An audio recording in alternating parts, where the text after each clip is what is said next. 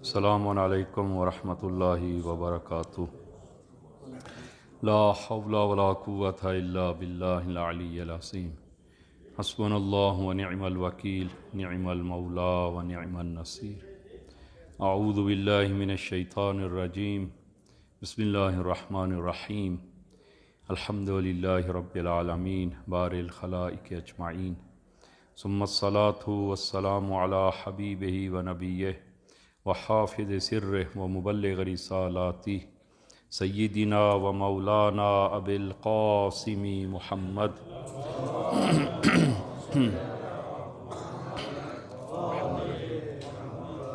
وعلی اہل بیتہ الطیبین الطاہرین المعصومین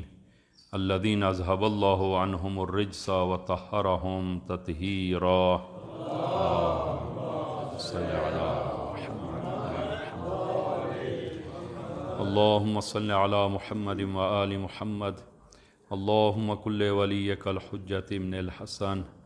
صلواتک علیہ وعلی آبائی فی ہذہ الساعۃ وفی کل ساعہ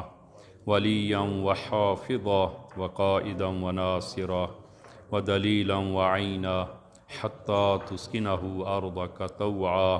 وتمتعہ فیہا طویلا بحق محمد وآلہ الطاہرین۔ اما بعد، قال اللہ تبارک و تعالی بسم اللہ الرحمن الرحیم، یا ایہا الذین آمنوا اذکروا اللہ ذکرا کثیرا وسبحوہ بکرۃ واصیلا، هو الذی یصلی علیکم وملائکتہ لیخرجکم من الظلمات الی النور وکان بالمؤمنین رحیما، تحیتہم یوم یلقونہ سلام وعد لہم اجرا کریما۔ اوصیکم ونفسی بتقوی اللہ۔ عزیزان، خطبہ اول میں اپنے آپ کو اور آپ عزیزان کو تقوی الہی کی وصیت کرتا ہوں کہ انشاءاللہ خداوند عالم یہ تقوی ہم سب کو عنایت فرمائے۔ عزیزان، ہماری گفتگو سورہ احزاب، اور گزشتہ ہم نے سورہ احزاب کی آیہ نمبر 40 اور 41 کو آپ عزیزان کی خدمت میں بیان کیا، اور آج بھی انہی آیات سے مربوط کہ سورہ احزاب کے آیہ نمبر 41، 42، 43 اور 44 کے جو آیات ایک دوسرے سے مربوط ہیں، اور ان آیات الہی میں ارشاد خداوندی ہوتا ہے یا ایھا الذین آمنوا اذکروا اللہ ذکرا کثیرا، کہ اے ایمان والو اللہ کو بہت کثرت سے یاد کیا کرو، وسبحوہ بکرۃ واصیلا، اور صبح و شام اسی کی تسبیح کیا کرو، هو الذی یصلی علیکم وملائکتہ، وہی تم پر رحمت بھیجتا ہے اور اس کے فرشتے بھی، لیخرجکم من الظلمات الی النور، تاکہ تمہیں تاریکیوں سے روشنی کی طرف نکال لائے، وکان بالمؤمنین رحیما، اور مومنوں کے بارے میں خداوند عالم بڑا مہربان ہے۔ تحیتہم یوم یلقونہ سلام، جس روز وہ اس سے ملیں گے تو ان کی تحیت سلام ہوگی، وعد لہم اجرا کریما، اور اللہ نے ان کے لیے باعزت اجر مہیا کر رکھا ہے۔ عزیزان، اس سورہ مبارکہ کی، سورہ احزاب کی ابتدائی آیات تبلیغ رسالت کے حوالے سے بیان ہوئی، اور درمیان میں جناب زید بن حارثہ اور جناب زینب بنت جہش کے عقد کا قصہ خداوند عالم نے بیان کیا، اور عرب جاہلیت کی ایک بہت بڑی وہ غلط رسم کو خداوند عالم نے ان آیات میں ان کو ملغا کیا اور باطل قرار دیا، اور پھر ان آیات میں خداوند عالم نے کہ یہ تبلیغ رسالت کا یہ دامن پورے معاشرے تک یہ پھیلا دیا جائے، اور اس کو وسعت دینے کے لیے خداوند عالم نے مومنین کی کچھ ذمہ داریوں کو ان آیات میں بیان فرمایا۔ تو سب سے پہلے اس آیہ 41 میں ارشاد خداوندی ہوتا ہے کہ ایمان والو خدا کو بہت زیادہ یاد کرو اور صبح و شام اسی کی تسبیح کیا کرو، وسبحوہ بکرۃ و اصیلا، کہ صبح و شام اسی کی تسبیح کیا کرو۔ چونکہ اس مادی زندگی میں انسان کی غفلت کے عوامل اور اسباب بہت زیادہ ہیں، اور شیاطین کے وسوسوں کے تیر ہر طرف سے چل رہے ہیں، تو ان سے بچنے کا واحد راستہ وہ خداوند عالم کا ذکر ہے، خداوند عالم کی یاد ہے، کہ انسان خدا کی یاد میں رہے۔ اور ہم نے بار بار یہ تاکید کر رہے ہیں کہ اس ذکر کثیر سے مراد وہ فقط وہ زبانی اور الفاظی ذکر نہیں ہے، بلکہ ذکر کثیر سے مراد یعنی انسان اپنے پورے وجود کے ساتھ خداوند عالم کی طرف متوجہ ہو۔ اور اگر یہ ذکر یعنی زبان سے جو ذکر کا حکم ہے، تو اس کی وجہ بھی وہ توجہ الی اللہ، وہ توجہ باطنی ہے، تاکہ انسان اس ذکر زبانی سے خداوند عالم کی یاد میں اور خداوند عالم کے وہ پورے وجود کے ساتھ خدا کی یاد میں رہے، انسان کا وجود، انسان کا دل خدا کی یاد میں ہو، یعنی ایسا ذکر جو انسان کے تمام اعمال پر سایہ فگن ہو، جو انسان کے تمام اعمال پر وہ جس کے اثرات ہوں۔ یاد خدا سے مراد یہی حقیقی معنی ہے، اور یہ مسلمانوں کی اور مومنین کی یہ ذمہ داری ان پر عائد کی ہے کہ وہ ہر حالت میں خدا کو یاد رکھیں۔ عزیزاً، ہر حالت میں خدا کو یاد رکھنے کے آثار آپ اگر ملاحظہ فرمائیں گے کہ انشاءاللہ وہ ہم عرض کریں گے کہ عبادت کے وقت انسان خدا کی یاد میں ہو، یعنی حضور قلب اور خلوص دل سے وہ خدا کو یاد کرے، اور اگر گناہ کا مقام آ جائے اور انسان کے سامنے گناہ پیش آ جائے، تو خدا کی یاد سے مراد یہ ہے کہ یہ خدا کی یاد انسان کو گناہوں سے روک لے، یہ یاد خدا انسان کو گناہوں کے مقابل میں یہ مانع بن جائے، اور انسان اس یاد خدا کی وجہ سے اس گناہ سے اپنی آنکھیں بند کر لے اور اس گناہ سے رک جائے۔ یہ حقیقی یاد خدا ہے کہ گناہ کے وقت انسان کے یہ یاد خدا گناہ اور انسان کے درمیان مانع بن جائے، اور اگر انسان سے لغزش ہو جائے تو یہ یاد خدا باعث بنے کہ انسان توبہ کرے اور وہ راہ حق کی طرف پلٹ آئے۔ اور یہ یاد خدا نعمت کے وقت یاد خدا سے مراد یہ ہے کہ جب انسان کو کوئی نعمت ملتی ہے تو یہ یاد خدا انسان کو شکر گزاری پر مجبور کرے کہ خداوند عالم کے حضور اس کا شکر بجا لائے۔ اور جب انسان پر کوئی بلا اور مصیبت نازل ہوتی ہے تو مصیبت کے وقت اور بلا کے وقت یاد خدا یعنی انسان اس مصیبت کے مقابل میں صابر اور شاکر قرار پائے۔ تو یاد خدا انسان کی پورے وجود پر اور انسان کی پوری زندگی میں یہ یاد خدا یہ اس کے اثرات ہیں کہ آپ ملاحظہ فرمائیں کہ صحیح ترمذی میں اور اسی طرح مسند احمد بن حنبل میں جناب ابو سعید خدری سے روایت ہے۔ جناب ابو سعید خدری یہ ظاہراً جنگ صفین میں امیر المومنین کے ہمراہ تھے، اور بہت ساری روایات جناب ابو سعید خدری سے وہ نقل ہوئی ہیں، تو اور منابع اہل سنت میں بھی انہوں نے جناب ابو سعید خدری سے بہت ساری روایات ان سے نقل ہوئی ہیں، اور یہ روایت صحیح ترمذی اور مسند احمد بن حنبل میں یہ روایت ہے کہ رسول گرامی اسلام کی خدمت میں کچھ اصحاب حاضر ہوئے اور عرض کرتے ہیں، یا رسول اللہ، ای العباد افضل درجۃ عند اللہ یوم القیامہ، کہ یا رسول اللہ قیامت کے دن اللہ کے نزدیک کس بندے کا درجہ سب سے افضل اور سب سے برتر ہوگا، سب سے بڑھ کر ہوگا؟ تو آپ نے فرمایا الذاکرون اللہ کثیرا، کہ جو لوگ خدا کو زیادہ یاد کرتے ہیں ان کا درجہ سب سے افضل اور بڑھ کر ہوگا۔ اور میں نے جس طرح عرض کیا کہ یاد خدا، وہ یاد خدا کا وہی حقیقی معنی کہ انسان پورے وجود کے ساتھ خدا کی یاد میں ہو، خدا کی طرف متوجہ ہو۔ ہاں، فقط وہ زبانی خدا کا ذکر کرنا فقط مراد نہیں ہے۔ تو فرمایا الذاکرون اللہ کثیرا، کہ جو لوگ خدا کو زیادہ یاد کرتے ہیں ان کا مقام، وہ درجہ سب سے افضل اور بڑھ کر ہے۔ پھر انہوں نے عرض کی یا رسول اللہ ومن الغازی فی سبیل اللہ، کیا یہ اس قسم کے لوگ جو خدا کا کثرت سے ذکر کرتے ہیں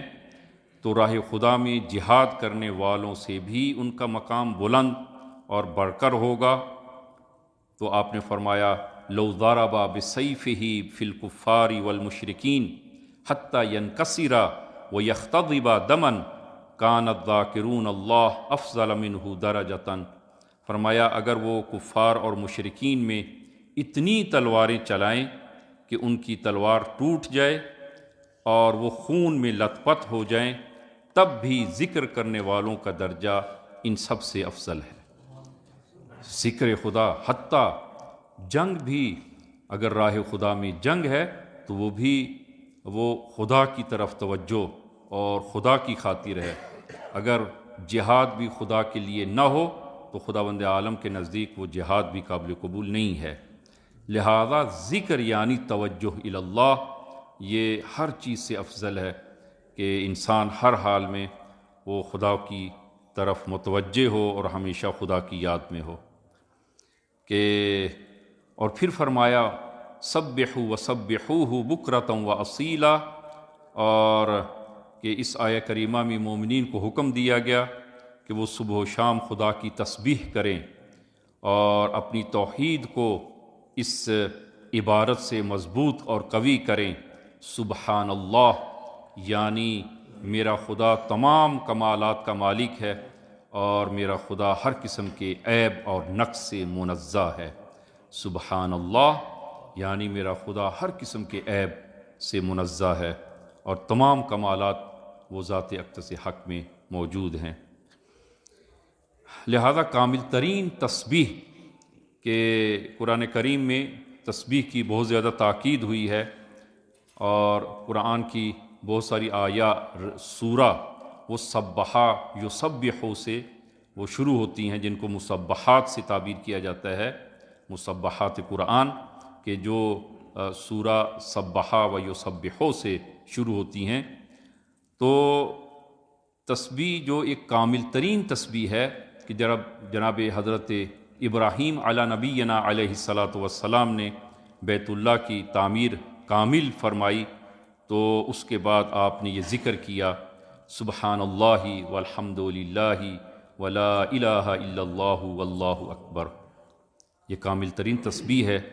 کہ سبحان اللہ یعنی خداوند عالم ہر عیب و نقص سے منزہ ہے، والحمد للہ، اور تمام ستائش اور تعریفیں خداوند عالم کے لیے ہیں، ولا الہ الا اللہ، کہ اللہ کے سوا کوئی معبود نہیں، واللہ اکبر، اور خداوند عالم برتر ہے۔ تو یہ کامل ترین تسبیح ہے کہ جو جناب حضرت ابراہیم علی نبینا علیہ الصلاۃ والسلام نے کہ بیت اللہ کی جب تعمیر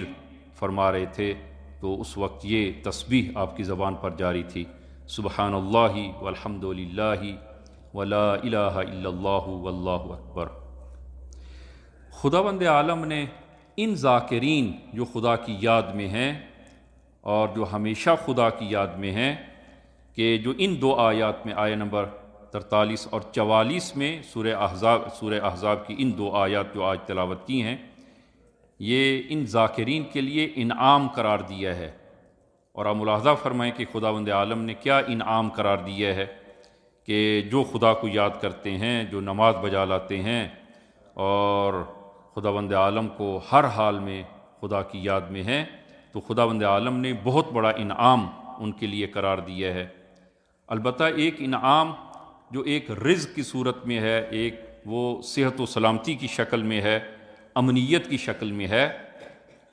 یہ ایک رزق عام ہے جو خداوند عالم نے وہ تمام انسانوں کے لیے یہ رزق عام قرار دیا ہے۔ خداوند عالم رحمان بھی ہے اور رحیم بھی ہے۔ خداوند عالم جو رحمان ہے وہ اس کی یہ رحمانیت وہ تمام لوگوں کے لیے اور تمام مخلوقات کے لیے ہے، چاہے وہ خدا پر ایمان رکھتا ہو یا خدا پر ایمان نہ رکھتا ہو، خداوند عالم نے یہ اپنی رحمانیت وہ سب کے لیے قرار دی ہے۔ سب کو خداوند عالم رزق دیتا ہے، چاہے اس کی وحدانیت کا توحید کا کوئی قائل ہے یا کوئی قائل نہیں ہے۔ تو یہ خداوند عالم کا وہ لطف عام ہے، لیکن جو خداوند عالم کی یاد میں ہیں اور جب ان کے مقابل میں کوئی گناہ پیش آتا ہے، جب ان کے مقابل میں کوئی حرام پیش آتا ہے، تو یہ یاد خدا ان کو اس حرام سے روک لیتی ہے اور وہ خدا کی یاد میں مبتلا ہو کر اور خدا کی یاد میں اس حرام سے اپنا ہاتھ روک لیتے ہیں، اپنی نگاہیں بند کر لیتے ہیں اور خدا کے لیے اس حرام سے دوری اختیار کرتے ہیں۔ تو خداوند عالم نے ایسے مومنین کے لیے اپنی رحیمیت کا اور اپنے لطف و عنایت خاصہ کا وہ انعام قرار دیا ہے، اور یہ لطف خاص الہی وہ انہی ذاکرین کے لیے خداوند عالم نے قرار دیا ہے کہ سورہ احزاب کی اس آیہ نمبر 43 میں ارشاد ہوتا ہے کہ هو الذی یصلی علیکم وملائکتہ، کہ یہ لوگ جو خدا کی یاد میں ہیں اور جو خدا کی خاطر وہ اپنی زندگی بسر کرتے ہیں، جو خدا کی خاطر وہ حرام سے وہ ہاتھ روکتے ہیں، جو خدا کی خاطر کسی پر ظلم کرنے سے رکتے ہیں، تو یعنی خدا کی یاد میں ہیں، تو خداوند عالم پہلا انعام جو ان کے لیے وہ قرار دیا ہے، فرمایا هو الذی یصلی علیکم، خداوند عالم کا درود و سلام ہو ان لوگوں پر۔ خداوند عالم کا درود و سلام یعنی کیا معنی، کیا مقام اور عظمت ہے ایسے مومنین کے لیے کہ جن پر خداوند عالم درود و سلام بھیجتا ہو۔ هو الذی یصلی علیکم، کہ یہ لطف خاص خداوند عالم ہے کہ درود خدا اور رحمت خاص خدا ہے ان لوگوں کے لیے جو خدا کی یاد میں ہیں۔ اور دوسرا وہ ملائکتہ، اور خدا کے تمام ملائکہ بھی وہ اس پر درود و سلام بھیجتے ہیں۔ خداوند عالم کی درود و سلام سے مراد خداوند عالم کی وہ رحمت خاصہ ہے جو اس مومن کی شامل حال ہوگی، اور ملائکہ کے درود و سلام سے مراد وہ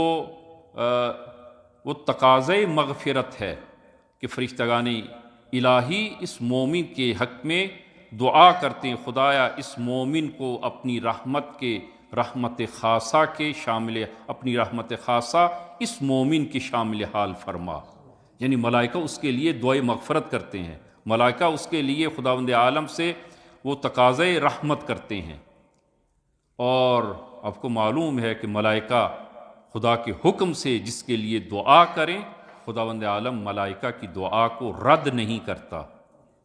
ملائکہ کی دعا قبول ہوتی ہے۔ تو خداوند عالم فرماتا ہے کہ جو خدا کی یاد اور ذکر میں ہیں تو پہلا ان پر اثر اور انعام کہ هو الذی یصلی علیکم وملائکتہ، کہ خداوند عالم کا اور ملائکہ کا درود و سلام ہوتا ہے ان لوگوں کے لیے جو خدا کی یاد میں ہے۔ عزیزاً، یہ خداوند عالم جب کسی کی پر درود بھیجتا ہے اور ملائکہ کسی کے لیے وہ تقاضے رحمت و مغفرت کرتے ہیں، تو اس کے اثر کیا ہے، اس کے آثار کیا ہیں؟ اس کے آثار، پہلا اثر کہ لِيُخْرِجَكُم مِّنَ الظُّلُمَاتِ إِلَى النُّورِ، پہلا اثر یہ ہے کہ خداوند عالم کی جو یاد کرتے ہیں اور خدا کی تسبیح کرتے ہیں تو خداوند عالم ان پر درود و سلام بھیجتا ہے، یعنی خداوند عالم ان کو ظلمت سے نکال کر روشنی میں لے آتا ہے، نور میں لے آتا ہے۔ لِيُخْرِجَكُم مِّنَ الظُّلُمَاتِ إِلَى النُّورِ، کہ یہ پہلا اثر ہے خداوند عالم کے درود و سلام کا انسان کو ظلمت سے نکالتا ہے۔ ظلمت عزیزاً انسان بہت ساری ظلمت میں ہے، ظلمت گناہ، ظلمت معصیت، جو خدا کی یاد میں ہوتا ہے خداوند عالم اس کو اس گناہ کی ظلمت سے نور کی طرف لے آتا ہے، نیکی کی طرف لے آتا ہے۔ یہ اس کا اثر کہ جب گناہ پیش آتا ہے اور انسان خدا کی یاد میں ہوتا ہے اور خدا کی یاد اس کو گناہ سے روک لیتی ہے، تو وہ اس گناہ کی ظلمت میں وہ انسان مبتلا نہیں ہوتا، وہ خدا کے اس نور میں اور خداوند عالم کی اس ہدایت میں آ جاتا ہے، اور گناہ ظلمت، کفر کی ظلمت اور تاریکی سے خداوند عالم اسے نکالتا ہے، جہل اور نادانی کی تاریکی سے نکالتا ہے، انحراف کی تاریکی سے اس کو خداوند عالم نکالتا ہے۔ انسان اس راہ ہدایت پر ثابت قدم رہتا ہے، انسان راہ حق سے منحرف نہیں ہوتا جو خدا کی یاد میں ہے۔ لِيُخْرِجَكُم مِّنَ الظُّلُمَاتِ إِلَى النُّورِ، یہ پہلا اثر۔ دوسرا اثر رحمت الہی، رحمت الہی کہ اسی آیت میں سورہ احزاب کے آیت نمبر 43 میں فرمایا کہ لِيُخْرِجَكُم مِّنَ الظُّلُمَاتِ إِلَى النُّورِ وَكَانَ بِالْمُؤْمِنِينَ رَحِيمًا، اور مومنین پر خداوند عالم مہربان ہے، اپنی رحمت خاصہ ان مومنین پر کرتا ہے۔ عزیزاً قرآن کریم کی وہ سورہ اسراء آیت نمبر 82، اس کو اگر آپ اس آیت مبارکہ کو آپ نے اکثر جو ہے وہ پڑھا ہے اور سنا ہے کہ ارشاد خداوندی ہوتا ہے قرآن کی وہ ہدایت کے حوالے سے، وَنُنَزِّلُ مِنَ الْقُرْآنِ مَا هُوَ شِفَاءٌ وَرَحْمَةٌ مَا هُوَ شِفَاءٌ وَرَحْمَةٌ لِّلْمُؤْمِنِينَ وَلَا يَزِيدُ الظَّالِمِينَ إِلَّا خَسَارًا، کہ مفسرین نے اس آیہ کے بارے میں دو بڑے اہم نکات کی طرف جو ہے وہ اشارہ کیا ہے۔ قرآن کی خصوصیت، اور قرآن وہی ذکر الہی ہے، اور ذکر الہی کی خصوصیت کیا ہے؟ دو بڑی خصوصیت ہیں، ایک خصوصیت شفا ہے اور دوسری خصوصیت ورحمہ۔ قرآن کی آیت میں یہ دو لفظ استعمال ہوئے ہیں کہ وَنُنَزِّلُ مِنَ الْقُرْآنِ مَا هُوَ شِفَاءٌ وَرَحْمَةٌ۔ یہ شفا اور رحمت، اس میں فرق کیا ہے؟ تو مفسرین لکھتے ہیں کہ یہ شفا اور رحمت، شفا یعنی پاک سازی اور رحمت یعنی نو سازی۔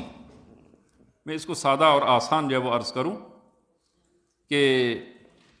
اگر ایک بلڈنگ پرانی ہو جائے، خستہ حال ہو جائے اور گرنے کے قریب ہو، تو اس کو کیا کیا جاتا ہے؟ وہاں پر نئی بلڈنگ بنانے کے لیے پہلے وہاں تخلیہ کیا جاتا ہے، یعنی اس پرانے ملبے کو نکالا جاتا ہے، اس پہلے ملبے کو نکالا جاتا ہے اور اس جگہ کو صاف کیا جاتا ہے۔ صاف کرنے کے بعد اب نیا مٹیریل لاتے ہیں اور اس نئے مٹیریل کے ذریعے اس کے ساتھ اس نئی بلڈنگ کی وہ بنیاد رکھتے ہیں اور نئی بلڈنگ بناتے ہیں۔ تو پہلا مرحلہ ہے پاک سازی، جسے کہتے ہیں شفا، اور دوسرا مرحلہ رحمہ یعنی نو سازی، اثر نو بلڈنگ کو تعمیر کرنا۔ کہ علماء اخلاق اس کو تعبیر کرتے ہیں، ان کی اپنی اصطلاحات ہیں اور وہ تعبیر کرتے ہیں کہ پہلے مرحلہ نو وہ پاک سازی یعنی تخلیہ، یعنی خالی کرنا، تخلیہ، اور دوسرا مرحلہ رحمہ یعنی تحلیہ، تحلیہ۔ عزیزاً ایک کنواں اگر اس میں نجاست گر جائے، ایک حیوان اس میں گر کر مر جائے، تو آپ جو ہے وہ پورا پانی آپ کنویں کا نکال دیں، وہ پاک نہیں ہوگا۔ پہلے تخلیہ لازم ہے، تخلیہ یعنی اس کنویں کو پہلے اس مردار کو اس کنویں سے نکالیں، خالی کریں کنویں کو اس مردار سے۔ جب تک وہ مردار اس کنویں کے اندر ہے وہ پانی پاک نہیں ہوگا، پہلے تخلیہ لازم ہے۔ قرآن کا کام یہ ہے کہ پہلے شفا یعنی تخلیہ کرتا ہے، انسان کو، انسان کے اندر جو مختلف برائیاں ہیں ان برائیوں کو انسان سے خالی کرتا ہے، اور ذکر کا کام بھی یہی ہے، انسان کو ان برائیوں سے خالی کرتا ہے۔ اور جب انسان برائیوں سے خالی ہو جاتا ہے،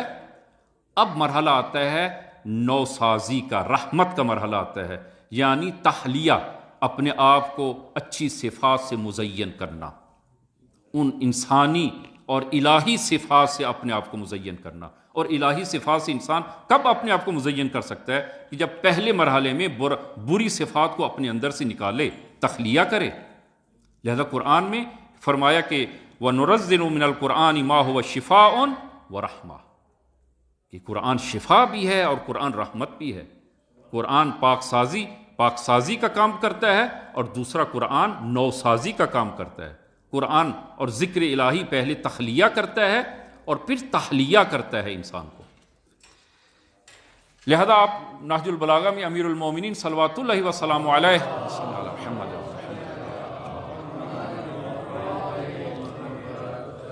فرمایا قرآن شفا ہے، تمہاری بڑی بڑی مرضوں سے شفا ہے۔ کون کون سی بڑی امراض؟ فرمایا من الکفر والنفاق والغی والضلال۔ قرآن انسان کو، مومن کو اس سے شفا دیتا ہے، یعنی تخلیہ کرتا ہے انسان کو، کفر کو انسان سے دور کرتا ہے، نفاق کو، غی کو، ضلالت کو انسان سے دور کرتا ہے، پاک سازی۔ امام حسن صلوات اللہ وسلام علیہ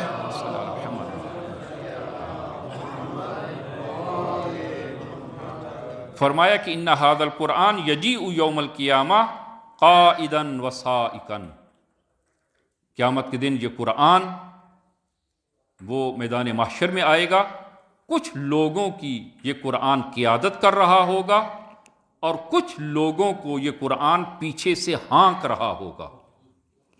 قائدا وسائقا، قائد کہتے ہیں جو آگے ہو، قوم پیچھے ہو، جو قیادت کرے قوم کی، اسے کہیں گے قائد۔ اور سائق جس طرح کہ ایک گڈریا وہ بھیڑ بکریوں کو پیچھے سے ہانکتا ہے، اسے کہیں گے سائق۔ قرآن کچھ لوگوں کے لیے قائد ہے، کچھ لوگوں کے لیے سائق ہے، جو وہ لوگوں کو پیچھے سے ہانکے گا۔ اور پھر امام فرماتے ہیں کہ قائد کن لوگوں کے لیے ہوا یہ قرآن؟ یقود قوما الی الجنہ، ایک قوم کی یہ قرآن ایک قوم کی قیادت کر رہا ہوگا اور اس کو جنت کی طرف لے کے جائے گا، یہ قرآن جنت کی طرف لے کے جائے گا۔ اور کن لوگوں کو کی قرآن قیادت کرے گا؟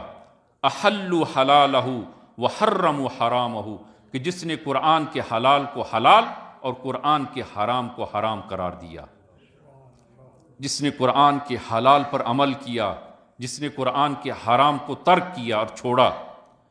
اور پھر فرمایا کہ وہ آمنوا بمتشابہہ، اور قرآن کے جو متشابہ پہ ایمان لایا، ان کے لیے قرآن قائد ہوگا اور ان کو جنت کی بشارت دے گا، اور قرآن ان کو جنت تک پہنچا کے آئے گا۔ وَيَسُوقُ قَوْمًا إِلَى النَّارِ، اور یہ قرآن ایک قوم کو جہنم کی طرف ہانکے گا۔ خوب عام طور پر انسان جو ہے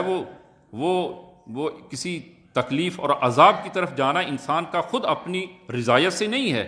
جب انسان خود اپنی رضایت سے ایک طرف نہ جانا چاہتا ہو تو پھر کیا ہے، زبردستی اس کو پیچھے سے ہانکا جاتا ہے، ریوڑ کی طرح ہانکا جاتا ہے۔ قرآن ان لوگوں کو پیچھے سے ہانکے گا جہنم کی طرف۔ یسوق قوما الی النار، کہ یہ ایک قوم کو جہنم کی طرف قرآن ہانکے گا، یہ وہی معنی ہے ولا یزید الظالمین الا خسارہ کا معنی ہے جو امام حسن علیہ الصلوۃ والسلام فرما رہے ہیں۔ فرمایا ضیعوا حدودہ و احکامہ، جنہوں نے قرآن کی حدود اور جنہوں نے قرآن کے احکام کو وہ ضائع کیا، جنہوں نے قرآن کے احکام کو ضائع کیا۔ واستحلوا محارمہ، اور قرآن کے حرام کردہ چیزوں کو جس نے حرام قرار دیا، قرآن نے جن کو حرام قرار دیا اس نے حلال قرار دیا، اور قرآن نے جس کو حلال قرار دیا اس نے حرام قرار دیا۔ قرآن ان لوگوں کے لیے قیامت کے دن سائق ہوگا اور ان لوگوں کو پیچھے سے جہنم کی طرف ہانکے گا۔ لہذا یہ قرآن اسی طرح یاد خدا، یہ رحمت ہے، یہ رحمت ہے انسان کے لیے، مومن کے لیے۔ تیسرا انعام جو ان آیات میں سورہ احزاب کی آیت نمبر 43 اور 44 میں خداوند عالم نے وہ جو یاد الہی میں اپنی زندگی گزارتے ہیں اور ہمیشہ خدا کی طرف متوجہ ہیں، تیسرا انعام ان کے لیے قیامت کے دن فرشتگان الہی ان کو سلام کریں گے۔ فرشتگان الہی کا تحیت، دیکھیں آپ مسجد میں آتے ہیں تو مسجد کا احترام کیا ہے کہ آپ 2 رکعت نماز تحیت پڑھیں، آپ مثلا بیت اللہ میں جاتے ہیں تو بیت اللہ کی تحیت کیا ہے؟ طواف کعبہ بیت اللہ کی تحیت ہے۔ اسی طرح جب مومنین میدان محشر میں جائیں گے اور جو ذاکرین الہی ہوں گے اور جو خدا کی یاد میں جنہوں نے زندگی گزاری ہوگی، تو تحیتہم یوم یلقونہ سلام، اور قیامت کے دن خدا کا درود و تحیت اور فرشتگان الہی کا یہ تحیت ان مومنین کے لیے سلام ہوگا، یعنی آج کے دن تمہارے لیے سلامتی ہے، ہر قسم کے گزن اور ہر قسم کے عذاب سے تم سالم ہو، سلامتی۔ چوتھا اجر جو خداوند عالم وہ ان لوگوں کو عنایت کرتا ہے، وَأَعَدَّ لَهُمْ أَجْرًا كَرِيمًا، اور خداوند عالم قیامت کے دن ان کے لیے باعزت اجر وہ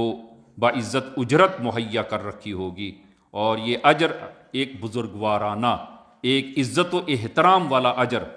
حقیر اور منت آلود نہیں ہوگا یہ اجر۔ خداوند عالم یہ اس اجر یہ عنایت کرنے کے بعد منت جتلائے گا نہیں۔ ہاں دیکھیں آپ کہ اگر کوئی شخص جو ہے وہ کسی کی مدد کرتا ہے اور ساتھ جتلاتا ہے تو وہ اس مدد، اس انفاق اور اس مدد کی لذت ختم ہو جاتی ہے۔ خداوند عالم فرماتا ہے کہ قیامت کے دن جو مومنین کو خداوند عالم اجر دے گا وہ اجر کریم ہوگا،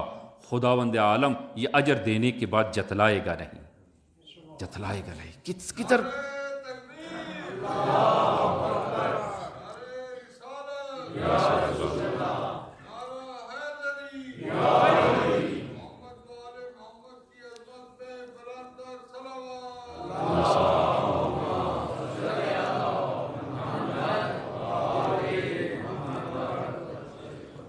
لہذا عزیزاً یہ عنایت الہی، یہ لطف خاص خدا، میں بار بار اس کو تاکہ یہ چیز جو ہے وہ کہ ہمارے ذہنوں میں جو ذکر کا جو ایک تصور ہے وہ اس کو میں توڑنا چاہتا ہوں کہ جو خدا کا ذکر یعنی جو خدا کی یاد میں ہے، یعنی جو اپنے پورے وجود کے ساتھ خدا کی یاد میں ہے، یعنی جب گناہ کا مرحلہ آتا ہے تو خدا کی یاد ان کو اس گناہ سے روک لے، یہ یاد خدا، یہ ذکر، ایسا ذکر عزیزاں، ایسے ذکر خداوند عالم چندین برابر اجر و ثواب عنایت کرتا ہے، چندین برابر۔ اور یہ ایسا نہیں ہے کہ خداوند عالم وہ یہ انعام، وہ خداوند عالم کا یہ انعام بغیر کسی ملاک کے ہو، بغیر کسی معیار کے ہو۔ یہ عیناً اسی طرح ہے جس طرح کہ یہ قصہ، جس طرح ایک استاد اور وہ شاگرد کا قصہ ہے۔ اگر ایک شاگرد اچھی طرح درس کو سنے اور سمجھے اور اس کو یاد کرے اور اس کے مطابق عمل کرے تو اس کا اثر کیا ہوتا ہے؟ خود استاد خوشحال ہوتا ہے اور اس کے ساتھ اور زیادہ شفقت اور اس کے ساتھ زیادہ لطف و مہربانی اور اس کے ساتھ زیادہ محنت کرتا ہے تاکہ اور زیادہ ترقی کرے۔ خداوند عالم کا اجر و ثواب بھی عیناً اسی طرح ہے کہ ارشاد خداوندی ہوتے سورہ عنکبوت کہ والذین جاہدوا فینا لنہدینہم سبلنا، جو ہماری راہ میں جہاد کرتے ہیں، جو میری راہ میں نکلتا ہے، فرمایا کہ لنہدینہم سبلنا، ہم اسے اپنی راہوں کی ہدایت کرتے ہیں۔ جو خدا کے لیے نکلتا ہے پھر خداوند عالم اپنے راستوں کی خود ہدایت فرماتا ہے۔ لہذا ملاحظہ فرمائیں کہ یہ اس فرعون کے دربار کے اس قصے کو، جو فرعون نے وہ جادوگر بلائے تاکہ جادوگر آ کر حضرت موسیٰ علیہ نبینا علیہ الصلوۃ والسلام کے ساتھ وہ مقابلہ کریں، اور جادوگروں نے جب اپنی رسیاں پھینکیں، اور وہ قصہ ہم نے ایک مرتبہ پہلے تفصیلاً جب وہ ذکر کی، رسیاں پھینکیں، وہ رسیاں دیکھنے میں سانپ حرکت کرنا شروع کی سانپ کی طرح، حضرت موسیٰ نے عصا پھینکا اور عصا نے اژدہا میں تبدیل ہوا اور ان تمام رسیوں کو اور اس خیالی سانپوں کو نگل لیا، اور دوبارہ جب پکڑا تو عصا کا عصا۔ اس معجزہ الہی کو دیکھنے کے بعد تمام کے تمام وہ جادوگر وہ سجدے میں گر گئے اور حضرت موسیٰ کے خداوند عالم کی توحید کا اقرار کیا۔ فرعون نے کہا کہ تم نے میری اجازت کے بغیر تم نے یہ ایمان لے آئے ہو، تمہارے ہاتھ پاؤں کاٹ دوں گا۔ تو کہا کہ خدا کی عنایت آپ ملاحظہ فرمائے کہ خداوند عالم نے ان کی مدد کی اور ان کو اس کفر کے مقابل میں استقامت عنایت کی، اور وہ اس کفر کے مقابل میں ڈٹ گئے اور کہا کہ فرعون آج تم ہمارے ہاتھ اور پاؤں کاٹ بھی دو کہ ہم اس ایمان سے دستبردار ہونے والے نہیں ہیں۔ وہ استقامت جو خدا کی راہ میں نکلتا ہے، خداوند عالم استقامت دیتا ہے۔ اب دوسری طرف ملاحظہ کریں کہ حضرت موسیٰ علیہ نبی علیہ الصلوۃ والسلام جب اپنی قوم کو لے کر نکلتے ہیں، فرعون پیچھے ہے اور آگے دریا ہے، آگے بڑھتے ہیں غرق ہوتے ہیں، پیچھے مڑتے ہیں تو فرعون کا لشکر ہے، فرعون کا لشکر۔ خدا پر ایمان اور خدا اپنے راستے کیسے وہ بناتا ہے کہ خداوند عالم نے حضرت موسیٰ اور قوم موسیٰ کو نجات عنایت کی اور دریا میں راستے بنا دیے اور فرعون اور اس کے لشکر کو غرق کر دیا۔ جو خدا کی راہ میں نکلتا ہے، خداوند عالم خود راستے بناتا ہے اور خدا کی یاد میں، ہاں شرط یہ ہے کہ انسان خدا کی یاد میں ہو۔ اسی طرح ملاحظہ فرمائیں کہ ان آخری لمحات میں کہ روز عاشور صبح جو ہے وہ روز عاشور، حر بن یزید الریاحی کہ جب اس نے اپنے آپ کو وہ جنت و جہنم کے درمیان پایا تو اس نے خدا اور اس کے ولی خدا کی طرف قدم بڑھایا، خداوند عالم نے استقامت عنایت کی اور وہ ہدایت عنایت کی۔ عزیزاً، یہ جو لطف خدا ہے، یہ لطف خدا کہ میں چاہتا ہوں کہ ہم اپنے اندر بالآخر ایک عملی طور پر ایک چیز کو ہم احساس کریں، محسوس کریں ہم بالآخر، ہماری باتیں ساری وہ ایک تھیوری فقط نہ ہو، ایک بات کہی اور چلے گئے، کہ یہ اس لطف خاص خدا کا ہم اپنے اندر کیسے شناخت کریں کہ یہ ہم ہدایت پر ہیں اور یہ لطف خاص الہی ہمارے اندر ہمیں حاصل ہے یا نہیں ہے۔ یہ لطف خاص الہی آیا ہم خدا کی یاد میں، جو ہم ایک فرض کریں ہمارا دعویٰ جس سے بھی ہم سے پوچھ لیں کہ خدا کی یاد میں ہیں، کہیں گے ہمیشہ خدا کی یاد میں ہیں۔ کیا ہم سچے ہیں اپنے دعوے میں یا سچے نہیں ہیں؟ اور اس کی نشانی کیا ہے؟ تو کچھ نشانیاں آپ عزیزان کی خدمت میں جو ہے وہ پیش کرتے ہیں کہ اس یاد خدا کی نشانیاں کیا ہیں ہمارے وجود کے اندر۔ پہلی نشانی جو لطف خاص خدا کی ہمارے وجود کے اندر جو پہلی نشانی جو ہے وہ عزیزاً پاکیزگی روحی و جسمی، جسمانی لحاظ سے اور روحی لحاظ سے پاکیزگی۔ کیا ہمارے اندر وہ پاکیزگی روحی اور جسمی پاکیزگی ہے یا نہیں ہے؟ کہ اس حدیث کو آپ ملاحظہ فرمائیں کہ الوافی جلد نمبر 4 میں اور اسی طرح بہار جلد نمبر 25 میں کہ قال الصادق صلوات اللہ وسلام علیہ،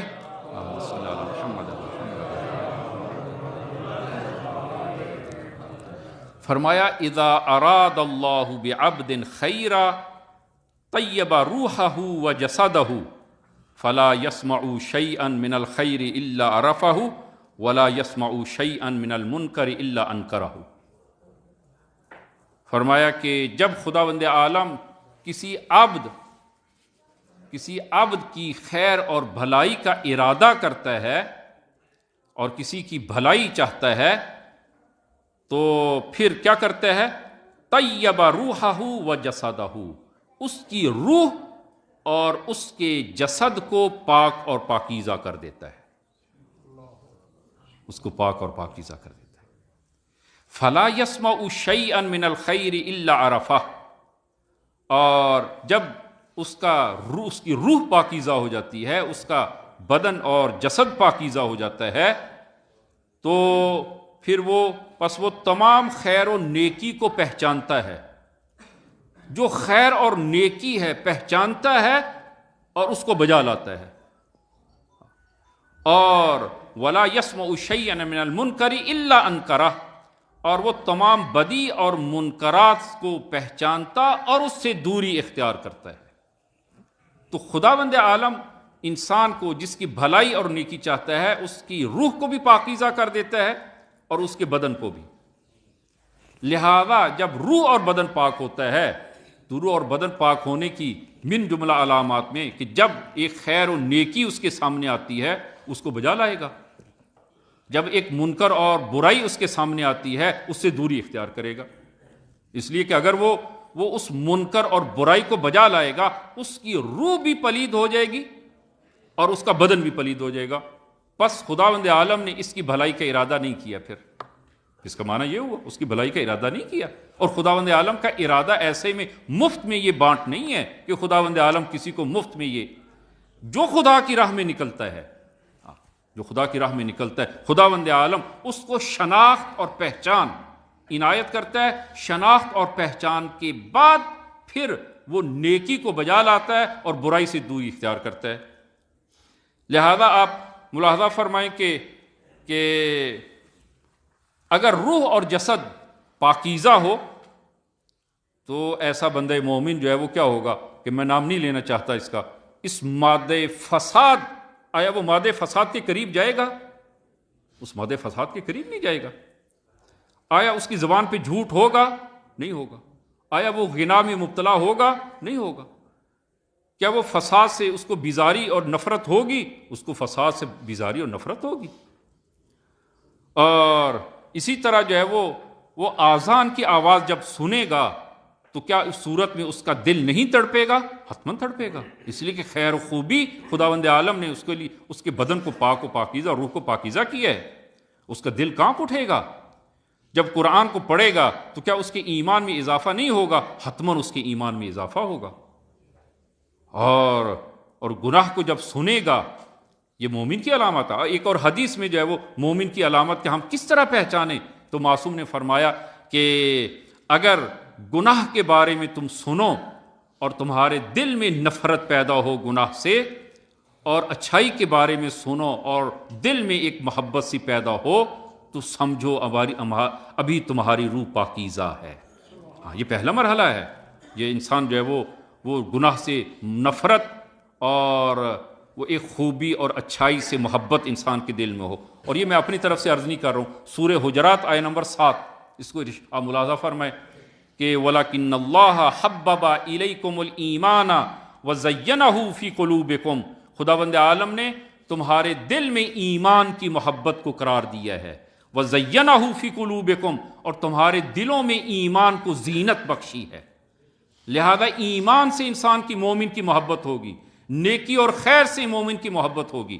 وَكَرَّهَ إِلَيْكُمُ الْكُفْرَ وَالْفُسُوقَ وَالْعِصْيَانَ، اور کفر کو،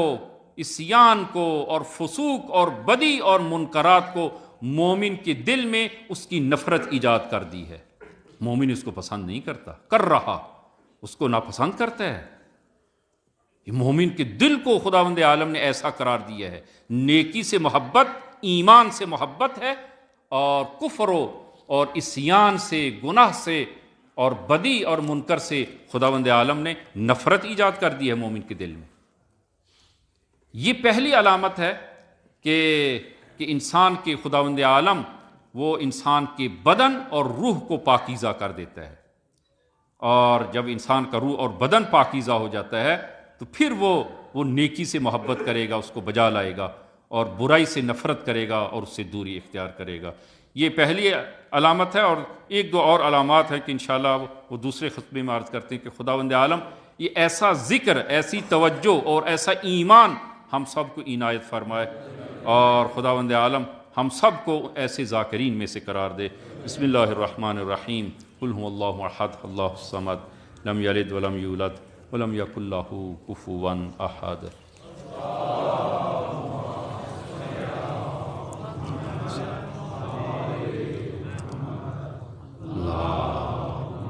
صلی علی محمد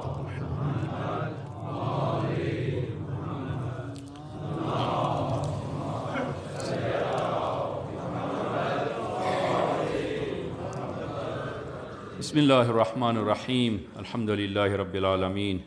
والصلاة والسلام علی محمد وآلہ الطیبین الطاہرین المعصومین، اللہم صلی علی محمد المصطفیٰ، اللہم صلی علی علی المرتضیٰ، اللہم صلی علی فاطمۃ الزہراء، اللہم صلی علی الحسن المجتبیٰ، اللہم صلی علی الحسین شہید بکربلا، اللہم صلی علی علی بن الحسین، اللہم صلی علی محمد بن علی، اللہم صلی علی جعفر بن محمد، اللہم صلی علی موسیٰ بن جعفر، اللہم صلی علی علی بن موسیٰ الرضا، اللہم صلی علی محمد بن علی، اللہم صلی علی علی بن محمد، اللہم صلی علی الحسن بن علی، اللہم صلی علی القائم المہدی، اللہم صلی علی محمد وآل محمد وعجل فرجہم وسہل مخرجہم۔ اوصیکم نفسی بتقوی اللہ۔ عزیزان، خطبہ دوم میں بھی اپنے آپ کو اور آپ عزیزان کو تقوی الہی کی وصیت کرتا ہوں کہ انشاءاللہ خداوند عالم یہ تقوی ہم سب کو عنایت فرمائے۔ عزیزاً، یہ خداوند عالم کے وہ لطف خاص اور عنایت خاصہ کی دوسری علامت جو وہ بے رغبتی، دنیا میں دنیا سے بے رغبتی اور دنیا سے دوری۔ البتہ دنیا سے دوری کا قطعاً یہ معنی نہیں ہے کہ انسان اور مومن دنیا کی نعمات سے بہرہ مند نہ ہو، دنیا کی نعمات سے وہ استفادہ نہ کرے، قطعاً یہ مراد نہیں ہے کہ انشاءاللہ وہ سادہ سا عرض کریں گے کہ امام صادق صلوات اللہ وسلام علیہ فرماتے ہیں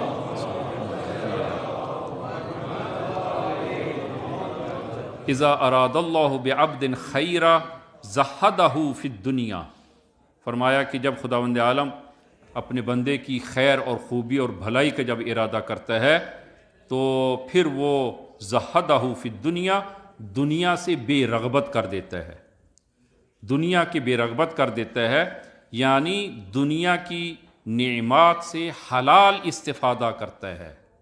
حلال استفادہ کرتا ہے، لیکن دنیا کا اسیر نہیں ہوتا، وہ دنیا کا اسیر نہیں ہوتا۔ جس طرح کہ آپ ملاحظہ کریں حضرت سلیمان علی نبینا علیہ الصلوۃ والسلام، کیا ان کے پاس دنیا نہیں تھی؟ ان کے پاس دنیا تھی، اور انبیاء میں سے بے نظیر تھے جناب سلیمان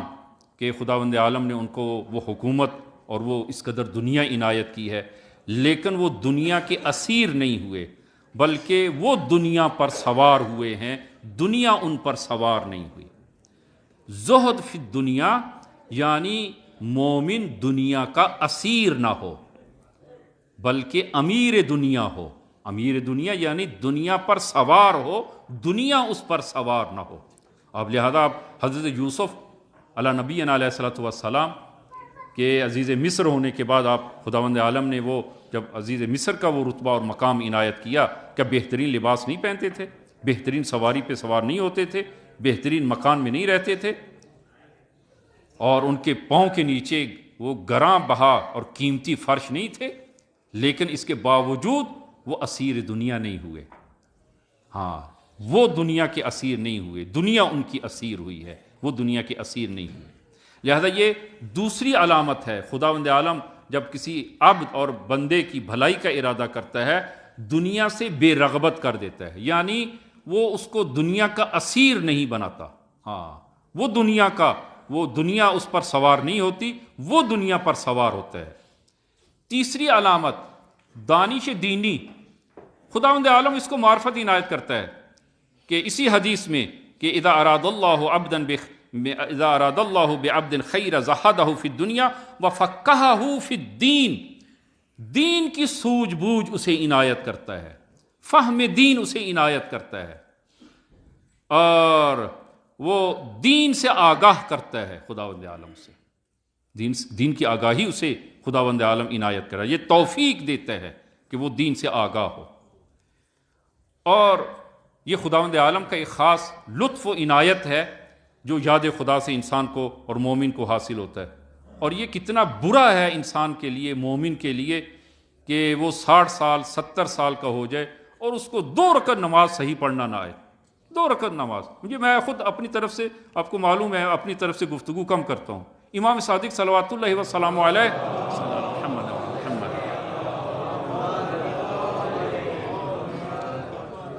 جب حماد ابن عیسیٰ امام کے اصحاب میں سے ہے، حماد ابن عیسیٰ امام کی خدمت میں حاضر ہوتا ہے تو امام نے فرمایا کہ حماد 2 رکعت نماز پڑھو میرے سامنے، 2 رکعت نماز پڑھو۔ تو جب اس نے امام کے حکم کی تعمیل کی اور نماز کو جب پورا کیا، تمام کیا، تو امام نے فرمایا یا حماد لا تحسن ان تصلی ما اقبح بالرجل منکم یاتی علیہ 60 سنۃ او 70 سنہ، اے حماد کہ مرد کے لیے، انسان کے لیے کتنا برا ہے کہ وہ 2 رکعت نماز صحیح ادا نہ کر سکتا ہو، 2 رکعت نماز صحیح ادا نہیں کر سکتے۔ لا تحسن ان تصلی، تم 2 رکعت صحیح نماز جو ہے وہ ادا نہیں کر پائے ہو، اور کتنا برا ہے ایک مومن کے لیے کہ یاتی علیہ 60 سنہ، 60 سال کو ہو جائے، او 70 سنہ، فلا یقیم صلاۃ واحدۃ بحدودھا تامۃ، کہ 2 رکعت نماز اپنی تمام شرائط و حدود کے ساتھ وہ بجا لا سکے۔ یہ انسان کے لیے کس قدر برا ہے۔ کہ وہ 2 رکعت نماز صحیح طور پر جو ہے وہ بجا نہ لا سکتا ہو، اور یہ بے توفیقی ہے انسان کے لیے۔ خوب دین سے آگاہی، خوب دین کے ضروری احکام، وہ جو انسان کی روزمرہ زندگی میں ہے وہ سب کے لیے جاننا ضروری ہے، سب کے لیے جاننا ضروری ہے۔ اور یہ ہم پہلے بھی کئی دفعہ بیان جو ہے وہ کر چکے ہیں کہ امیر المومنین جب کوفہ میں آپ تشریف فرما تھے اور ظاہری حکومت پر تھے تو آپ صبح درہ ہاتھ میں لیتے اور بازار میں نکلتے اور پکار آواز صدا بلند فرماتے کہ اور تجار کو فرماتے کہ پہلے احکام تجارت کو سیکھو اور پھر تجارت کرو۔ ایک تاجر کے لیے تجارت کے احکام کا سیکھنا لازم ہے، وہ تجارت کے احکام جو ہے اس کو معلوم ہونے چاہیے، اور دین اسلام میں مفصل جو ہے وہ تمام احکام جو ہے وہ موجود ہیں۔ اسی طرح جو ہے وہ ایک دفتر کا اخلاق اور دفتر کے احکام اس کو معلوم ہونے چاہیے، اس کے جو ہے وہ کیا احکام ہیں، اور اس کے علم کے بغیر اگر وہ کام کرتا ہے ممکن ہے کہ وہ حرام میں مبتلا ہو، ممکن ہے کہ وہ وقت جو ہے وہ جو ایک دفتر میں جو اجیر ہوا ہے، جو 1 ماہ مثلا جو ہے وہ جو نوکری کرتا ہے اور اس کی جو ٹائمنگ ہے اور اس میں جو کام کرنا ہے وہ اس کو پورا کام انجام نہ دے سکے اور نہ دیتا ہو، اور اس کے مقابل میں جو حقوق لے رہا ہے اس کے حقوق جو ہے وہ جائز نہ ہوں۔ اسی طرح باقی جو ہے وہ احکام ہیں، وہ دنیا کے وہ انسان کی زندگی کے جو ہے وہ تمام جو ہے وہ احکام ہیں۔ اور اسی طرح انسان کی جو عبادات ہیں، وہ عبادات جو ضروری عبادات ہیں، وہ میں نہیں کہتا ہوں کہ وہ احکام مساقات و احکام مشارکت اور دیگر احکام غلام اور کنیزوں کے احکام جو ہیں وہ جاننا، وہ سب کے لیے جاننا وہ ضروری نہیں ہے، لیکن جو انسان کی روزمرہ کی زندگی کے جو امور جو کام ہیں وہ انسان جو ہے وہ ان امور کو ان احکام کو جو ہے وہ جاننا انسان کے لیے مومن کے لیے از حد جو ہے وہ ضروری ہے کہ انسان نماز کے احکام ہیں، روزے کا احکام ہے، زکوٰۃ کے احکام ہیں، خمس کے احکام ہیں، ربا کے احکام ہیں، ان احکام کو جو ہے وہ معلوم ہو، کہیں ایسا نہ ہو اس کا رزق جو ہے وہ حرام ہو جائے، اور رزق اگر حرام ہو جاتا ہے تو اس صورت میں وہ پوری انسان کی بنیاد اور زندگی جو ہے وہ حرام پر ہے۔